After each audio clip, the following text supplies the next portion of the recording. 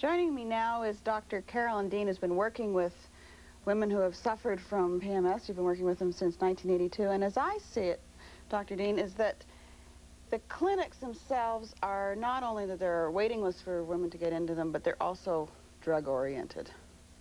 I would think that would be true. Medicine tends to look for one cause for a condition and one treatment for a condition, and that's not the case with PMS.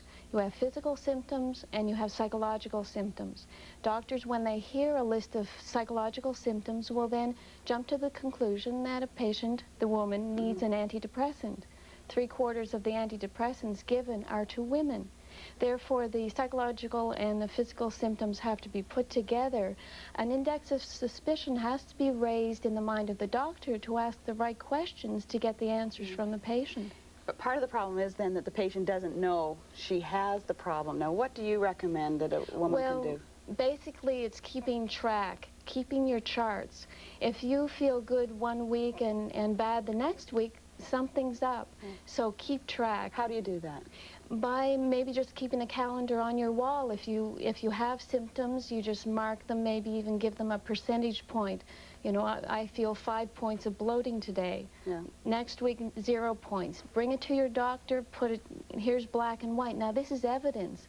This is what we need to work with. What other symptoms, though? Because you tend to go through so many feelings during a month. What other ones should you write down?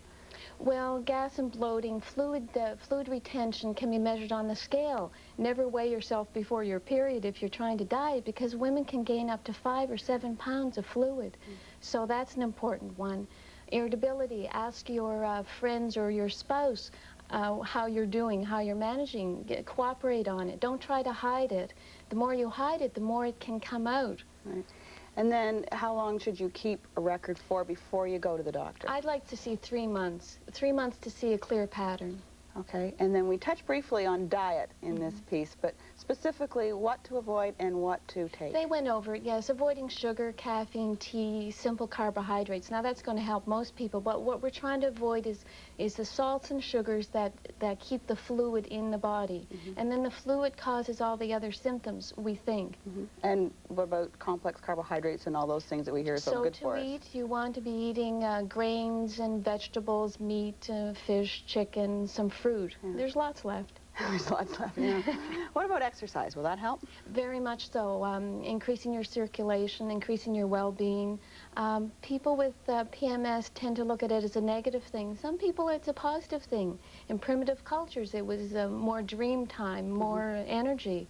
Try to shift your consciousness about it. Yeah, but it is a difficult time for some women, yes, as we've seen. I'm not trying to play it down, but we have to recognize it and work with it. Okay, I thank you very much for your good advice. Thank you, Liz.